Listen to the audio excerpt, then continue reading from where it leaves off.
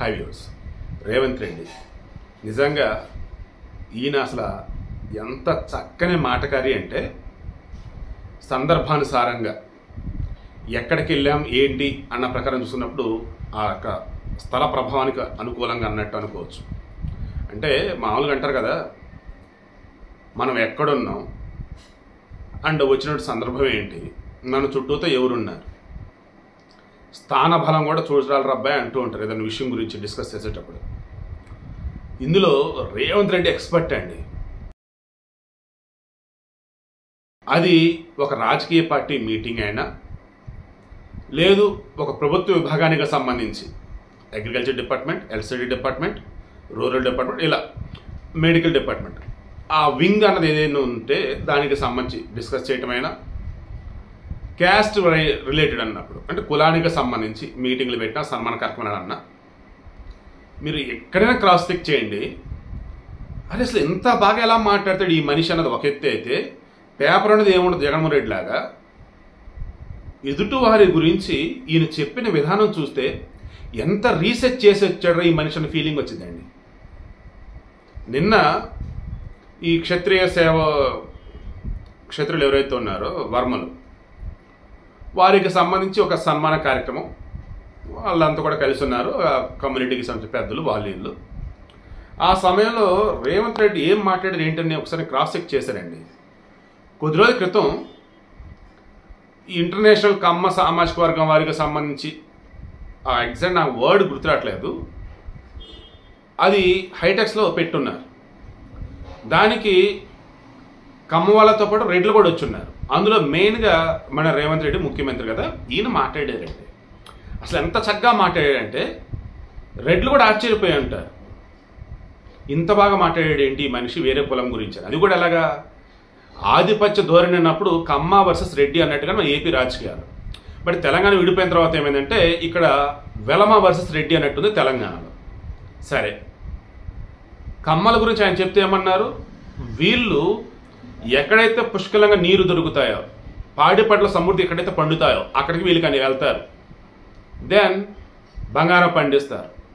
ఆ తర్వాత కమ్మ అంటే అమ్మ అన్నట్టుగా వచ్చినటువంటి వాళ్ళకి ఆతిథ్యం, ఆ తర్వాత ఎదిగే విషయంలో 10 మందికి ఆదర్శంగా ఉంటూ వారిని కూడా పైకి తీసుకురావడం అంటూ వారి గురించి చక్కగా చెప్పుకుంటూ వచ్చున్నారండి.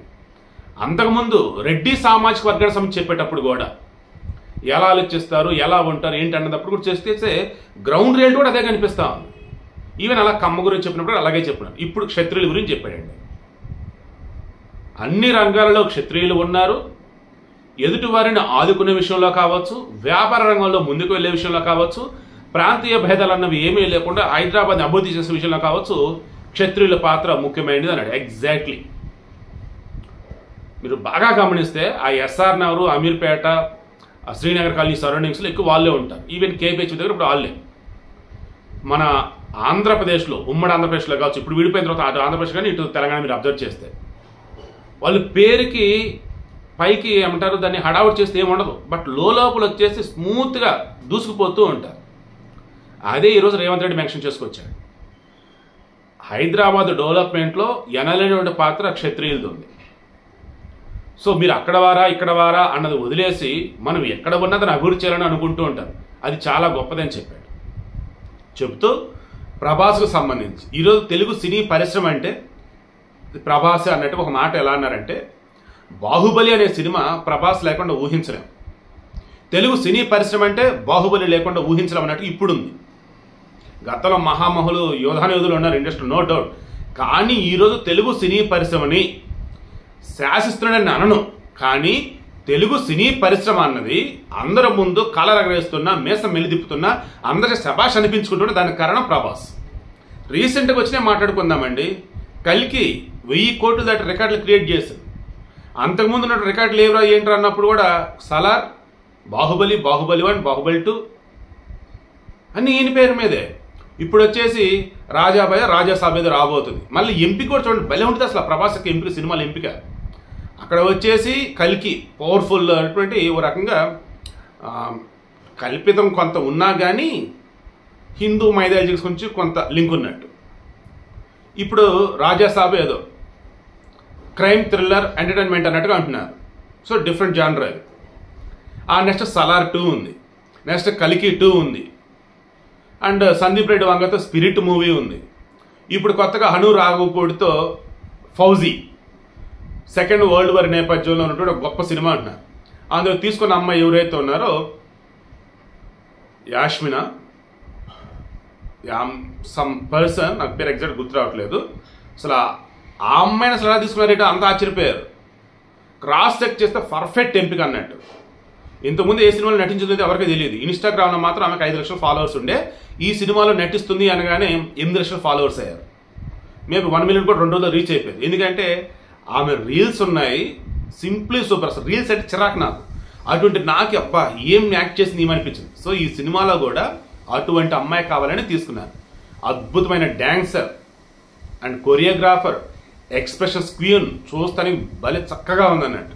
సో ఆ అమ్మాయిని తీసుకున్నారు. అంటే ప్రభాస్ అనబడే వ్యక్తి హీరోయిన్ ఎంపికలో కానీ, డైరెక్టర్ ఎంపిక విషయంలో కానీ, స్టోరీ కానీ ఇలా ఎక్కడికక్కడ డిఫరెంట్ వేలో వెళ్తూ ఇండస్ట్రీని కాపాడుకుంటూ ఉన్నాడు. ఇండస్ట్రీని అందరి ముందు గొప్పగా చూపెడతా ఉన్నాడు. అది ప్రభాస్ అంటే. Coming to Ram Gopal Varma, already అతను బాలీవుడ్లో ప్రూవ్ చేసుకొని వచ్చాడు. తెలుగు ఇండస్ట్రీ నుంచి బాలీవుడ్గా తన సత్తా చేసినటువంటి ఏకైక వ్యక్తి ఇతనే. ఓ రకంగా సౌత్ ఇండియా నుంచి వెళ్ళి బాలీవుడ్ నేనటువంటి దర్శకుడు ఇతనే అని చెప్పుకుంటూ వచ్చున్నాడు. ఇంకా క్షత్రియుల గురించి ఇంకొంచెం చెప్పుకొచ్చున్నాడు. కానీ నేను మెయిన్ చెప్పదలుచుకున్నది ఏంటి, అక్కడ ఏపీ రాజకీయాలలో పవన్ కళ్యాణ్ ఏ రేంజ్లో దూసుకుపోతున్నాడు అన్నప్పుడు దానికి ఇండైరెక్ట్గా లీడ్ ఇచ్చినట్టు రకంగా మన రేవంత్ రెడ్డి గారు. ఎవరైనా ఎక్కడైనా ఉండొచ్చుగాక, అక్కడ వారి యొక్క పనితనంతో, నేర్పడతనంతో ముందుకు వెళ్తూ ఉంటారు. చూశారు, అదే మిమ్మల్ని గొప్పగా ఉంచుద్ది అన్న వేళ చెప్పుకొచ్చున్నాడు. రేపు ఆంధ్రప్రదేశ్లో రానున్న రోజులలో కూడా మీరు మొత్తం క్రాస్ చెక్ చేసుకుంటూ వెళ్ళండి. కీలకమైనటువంటి ఒక పొలిటికల్ పవర్ అంటే అది పవన్ కళ్యాణ్. చంద్రబాబు గారి అడ్మినిస్ట్రేషన్ నో డౌట్ ఇంకా అది. బట్ ఆయన ఈ 5 years తర్వాత రాజకీయాల్లో కంటిన్యూ అవుతారా లేదనేది ఒక డౌట్. అయితే ఆయన వయసు రీత్యా కూడా సహకరించవచ్చు, సహకరించకపోవచ్చు మరి అడ్మినిస్ట్రేషన్ అంటే. నేను అప్పుడు అందరికి కనిపిస్తున్నది పవన్ కళ్యాణ్. ఇక్కడ లోకేష్ అస్సలు తక్కువ చేయను. లోకేష్ బంగారం లాగా ఇప్పుడు విద్యాశాఖ మంత్రి ఉన్నారు కదా. దెన్ మొన్న పిల్లలకు సంబంధించి ఐఐటీలు సీట్లు వచ్చిన వాళ్ళకి సంబంధించి ఇక్కడ ఇంటర్మీడియట్లో దివ్యాంగులు అన్న వాళ్ళు ఎవరైతే ఉంటారో ఒక సబ్జెక్ట్ ఎగ్జామ్షన్ అంటూ దానికి సంబంధించి వాళ్ళకి ఇమీడియట్గా జీవో జారీ చేయడం, వాళ్ళందరూ కూడా సీట్లు ఎలాంటి అయినటువంటి రద్దు అవ్వకుండా చూసుకున్నారు. నిన్న ఈ తణుకు నియోజకవర్గం అత్తిలి చెందిన కుర్రాడు, అతను కూడా లక్నో ఎన్ఐటీలోనూ త్రిబుల్ సమ్ ఎక్కడ సీట్ వచ్చింది. డబ్బులు వచ్చేసి 4.5 లక్షలు అంత కావాలి. ఇయర్లీ 1.5 లక్షలు. జస్ట్ ట్వీట్ చేసినంతే 1 hourలో రెస్పాండ్ అయ్యాడు మన లోకేష్. సో ఆ విషయంలో ఆయన బంగారం నో డౌట్. ఇక నేనేమంటానంటే పవన్ కళ్యాణ్ ఒక పార్టీ అధినేతగా ఉన్నాడు. పవన్ కళ్యాణ్ వైసీపీని భూస్థాపితం చేస్తా అని చెప్పి ఆ రకంగా అడుగులు వేస్తున్నాడు. ఆయన డ్యూటీ ఆయన చేసుకుంటూనే వెళ్తున్నాడు. ఎక్కడ కూడా వివక్షకు తావు లేకుండా, ఎక్కడ కూడా వాళ్ళ జనసేన వాళ్ళనే ఎత్తాలి పైకి అండ్ వాళ్ళే మొత్తం చూడాలన్నట్టు లేకుండా, ఏదైనా కానీ కూటమిలో భాగంగా ఉన్నామన్నప్పుడు కలిసిమెలిసి అడుగులు వేయాలన్నట్టు, వైసీపీ చేసిన తప్పులు మనం చేయకూడదన్నట్టు. అసలు ఎంతనే అంటే ఈరోజు ఏపీలో చంద్రబాబు గారి తర్వాత పవన్ కళ్యాణ్ చూసి అంతా కూడా మెచ్చుకుంటూ ఉన్నారు, ఆశ్చర్యపోతున్నారు. అరే ఫస్ట్ టైం ఎమ్మెల్యేగా ఎలక్ట్ అయ్యాడు, ఫస్ట్ టైం మంత్రిగా చేస్తున్నాడు, అది కూడా డిప్యూటీ సీఎంగా ఉన్నా కానీ ఇంత అనుభవం ఉన్నటువంటి వాడిగా ఈయన ఉన్నాడు అని చెప్పేసి అంతా మెచ్చుకుంటూ ఉన్నారు. So it's my opinion, Andhra Pradesh రాజకీయాలని శాసించేవాడు Pawan Kalyan అయితే తెలుగు సినీ పరిశ్రమని శాసించేవాడు ప్రభాస్. ఓ రకంగా శాసించేవాడు కూడా అనొద్దు అనుకుందాం. ఏపీ రాజకీయాలు వచ్చేసి పవన్ కళ్యాణ్ చేతుల్లో ఉన్నాయి, ఇక్కడ సినీ పరిశ్రమ వచ్చేసి ప్రభాస్ చేతుల్లో ఉంది. ఎలా చాలా గొప్పగా ఉంది. లాజిక్ మీకు అర్థమైందా? గొప్పగా అన్నట్టు 2 చోట్ల కూడా.